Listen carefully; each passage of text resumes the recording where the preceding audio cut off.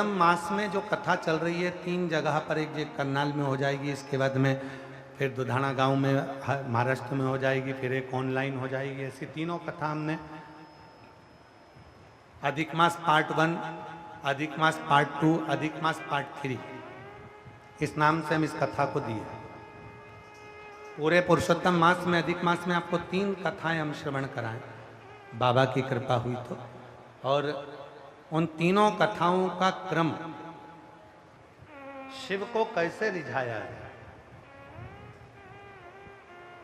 5 चीजें धारण करो। आज 17 मई से अधिक मास प्रारंभ हुआ है, जो 15 जून तक चलेगा। इस 15 जून तक के अधिक मास में 5 चीजें अपने अंदर धारण करना है। पहले नंबर का, शिव जी को 1 लोटा जल सुबह से लेकर शाम तक के बीच में कभी भी चढ़ाना जरूर। दूसरा, शंकर जी के मंदिर में या बेलपत्री के नीचे या तुलसी के क्यारे के पास में एक दीपक अवश्य लगाएं। चाहे सुबह लगाएं, चाहे शाम को लगाएं, तुम्हारी मर्जी पड़े तब। दीपदान जरूर करो, जल जरूर चढ़ाओ। तीसरा, एक बेलपत्री को रख लें और उसी बेलपत्र को पहले दिन से लेकर 17 मई से लेकर, अधिक मास के पहले दिन से लेकर अधिक मास के आखिरी दिन तक 15 जून तक एक ही बेलपत्र को एक कागज में या किताब में उसको रख लें। उसको रोज शिव जी को समर्पित करें। श्री शिवाय नमस्तुभ्यम बोलकर अपनी कामना करें।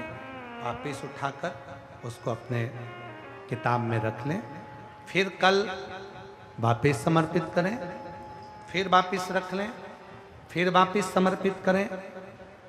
1 महीना अधिक मास का, पुरुषोत्तम मास का, यदि एक ही बेलपत्र को सर्वत्र चढ़ाया जाए, उसी बेलपत्र को बारंबार समर्पित करा जाए और उस बेलपत्र को अधिक मास पूर्ण होने के बाद फिर उसको, जो आप मालपुआ दान करते हैं, उस मालपुए के साथ अगर दान कर दें तो जिंदगी में कभी किसी के दरवाजे पर हाथ नहीं फैलाना पड़ेगा। भगवान इतनी बरकत आपको प्रदान करे, इतनी बरकत दे।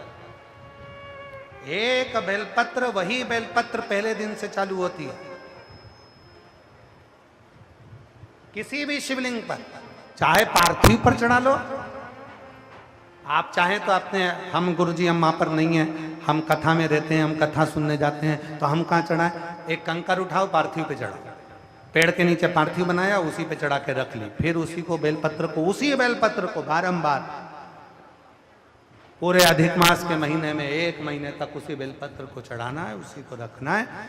फिर आखिरी दिन जो अधिक मास पूर्ण होगा, उस दिन उस बेलपत्र को मालपुए पे रखकर शिव जी को चढ़ाकर लेके आना पहले, फिर मालपुए पे रखना और उसको रखकर फिर भगवान उस मालपुए को तुम दान।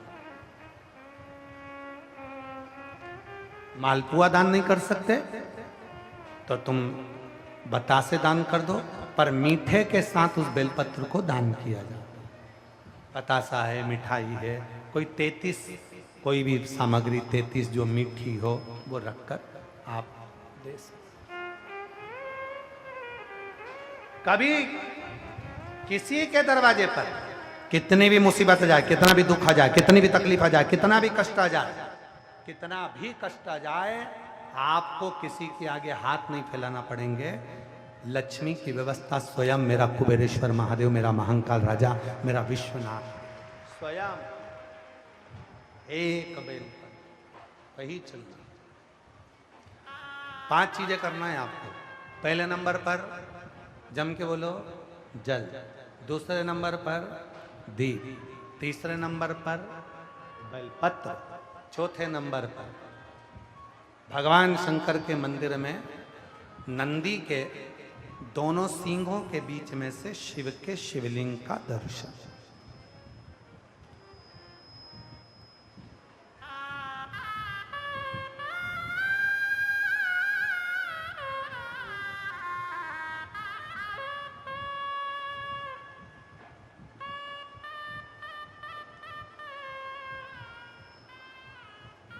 नंदी के जो सींग है, उन सींग के मध्य में से भगवान शंकर का दर्शन।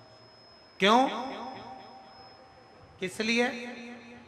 अगर पुरुषोत्तम मास में, अधिक मास में हम नंदी के दोनों सींगों के बीच में से शंकर के शिवलिंग का दर्शन कर लेते हैं, तो अपने अंतिम सांस तक शरीर के अंदर कोई बड़ी बीमारी कभी नहीं आती, कोई गंभीर बीमारी कभी नहीं,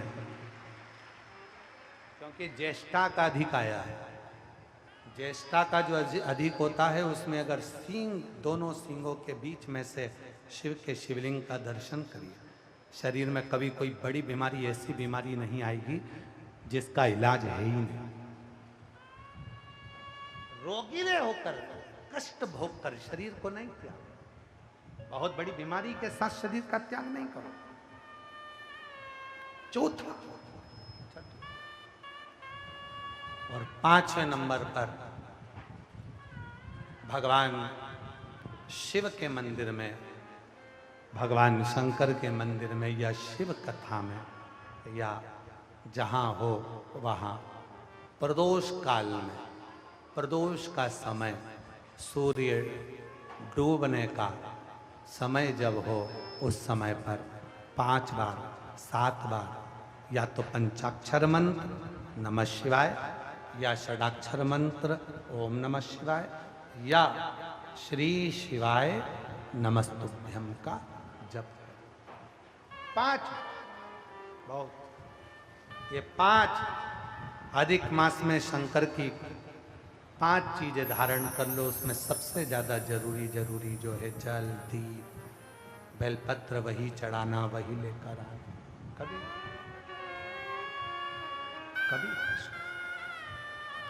हाँ, यदि घर के बच्चे ज़्यादा बीमार रह रहे हैं, उनको सांस की प्रॉब्लम हो रही है, सर्दी खत्म नहीं हो रही, निमोनिया हो रहा है, बार बार उनको कफ जम रहा है, तकलीफ हो रही है, तो पीपल का छोटे से छोटा पत्ता लीजिए और एक बेलपत्री का पत्ता लेकर दोनों पत्र को अधिक मास की 7वीं के दिन शिव जी को समर्पित कर दीजिए।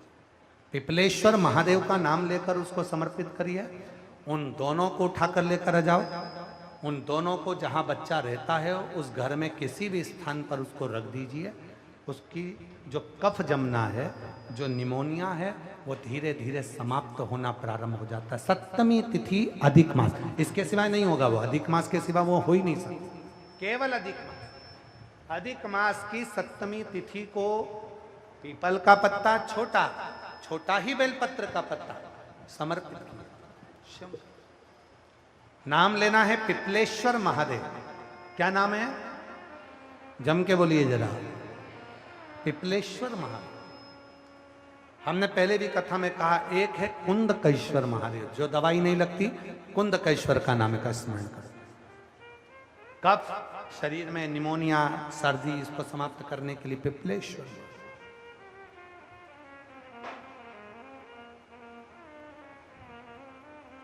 पिपलेश्वर महादेव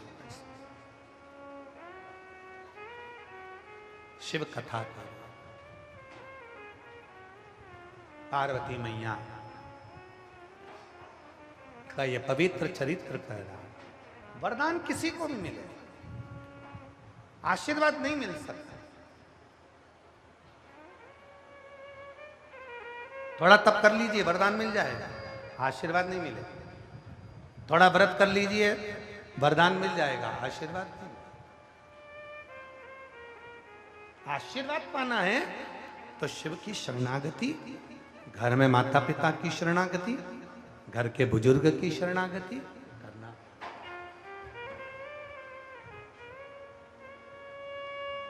और शंभु शरणे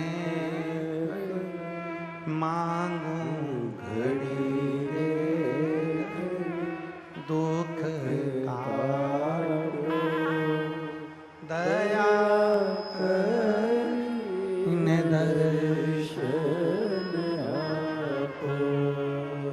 शंभु शरणे मांगू घड़ी रे घड़ी दुख काटो दया कर